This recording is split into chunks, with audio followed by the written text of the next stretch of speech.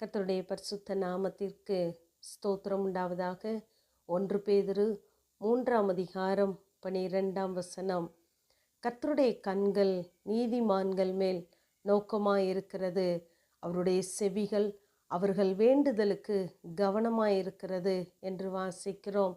நம் ஒவ்வொரு கிரியைகளையும் தேவன் பார்த்து கொண்டே இருக்கிறார். அவருடைய கண்கள் நோக்கி கொண்டே இருக்கிறது.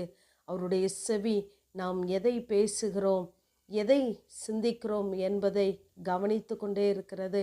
ஆகவே நம்முடைய செயல்கள் ஒவ்வொன்றுக்கும் தக்க பலனை தருகிறவர் நம்மை பார்த்து கொண்டே இருக்கிறார்.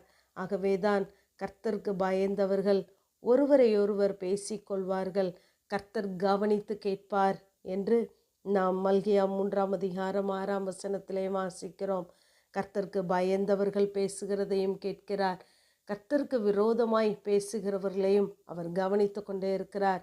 ஆகவேதான் அந்த வசனத்தின் பின்பகுதியிலே தீமை செய்கிறவர்களுக்கோ கர்த்தருடைய முகம் விரோதமாய் இருக்கிறது என்று சொல்லி பார்க்கிறோம். நாம் தேவன் அருவருக்கிற காரியங்களை விட்டு தேவன் விரும்புகிற காரியங்களை செய்வதற்கு நாமும் கவனமுள்ளவர்களாய் இருக்க வேண்டும்.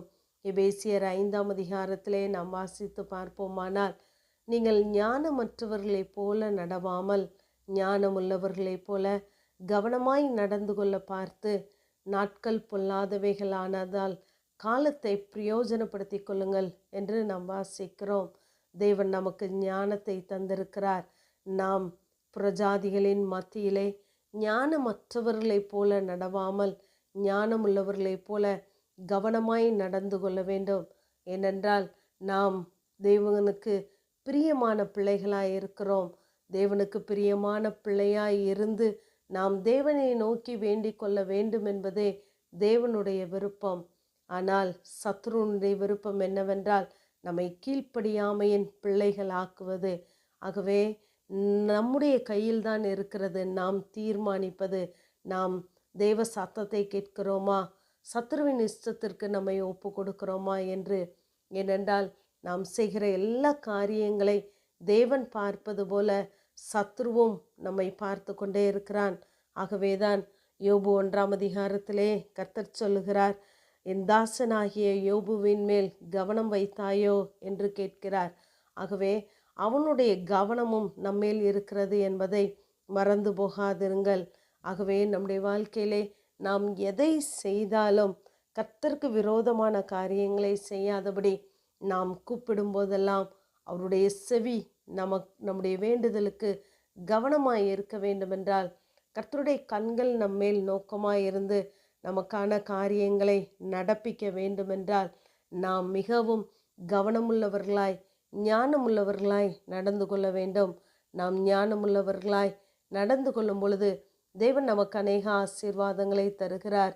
உபாகமம் 12ஆம் அதிகாரத்திலே நாம் வாசித்து பார்ப்போமானால், உன் பிள்ளைகள் என்றைக்கும் நன்றாய் இருக்கும்படி நான் உனக்கு கற்பிக்கிற இந்த எல்லா வார்த்தைகளையும் நீ கவனித்து கேள் என்று சொல்லுகிறார். நாம் கர்த்தருடைய வார்த்தையை கவனித்து கேட்டு அதன்படி நடக்கும் பொழுது நாம் மாத்திரமல்ல, நம்முடைய பிள்ளைகளையும் நம்முடைய சந்ததிகளையும் அவர் ஆசீர்வதிக்கிறவராகவே இருக்கிறார். யாத்திராகமம் 15ஆம் அதிகாரம் கடைசியிலே நாம் வாசித்து பார்ப்போமானால், நம் தேவனாகிய கர்த்தருடைய சத்தத்தை கவனமாய் கேட்டு அதன்படி நாம் நடப்போமானால், எகிப்திற்கு வரப்பண்ண வியாதிகளில் ஒன்றையும் நான் உங்களுக்கு வரப்பண்ணேன் என்று சொல்லுகிறார். அதே போல உபாகமம் 28ஆம் அதிகாரத்திலே நாம் அந்த முதல் வசனத்திலிருந்து பார்ப்போமானால், கர்த்தருடைய கட்டளைகளின்படி செய்ய நாம் கவனமாய் இருப்போமானால் இந்த பூமியில் உள்ள எல்லா ஜாதிகளிலும் நம்மை மேன்மையாக வைப்பார் என்று ஒரு ஆசீர்வாதத்தின் பட்டியலை வைத்திருக்கிறார். ஆகவே நாம் எதை செய்தாலும் தேவனுக்கு பிரியமான காரியங்களை நாம் சிந்தித்து யோசித்து ஞானமுள்ளவர்களைப் போல நடந்து கொள்ளும் பொழுது நாம் ஜெபிக்கிற எல்லா ஜெபங்களுக்கும் தேவன் பதில் தருகிறவராக இருக்கிறார். ஆமேன். ஜெபம். பிதாவாகிய தேவனே, குமாரனாகிய இயேசு கிறிஸ்துவின் நாமத்தின் மூலமாய் உம்முடைய சன்னிதானத்தில் வருகிறேன்.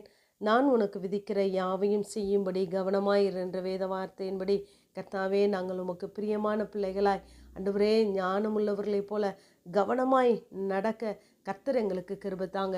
எங்கள் ஜெபங்களுக்கு பதில் தாங்க. இயேசுவின் மூலம் ஜெபங்க எங்கள் நல்ல பிதாவே. ஆமென்.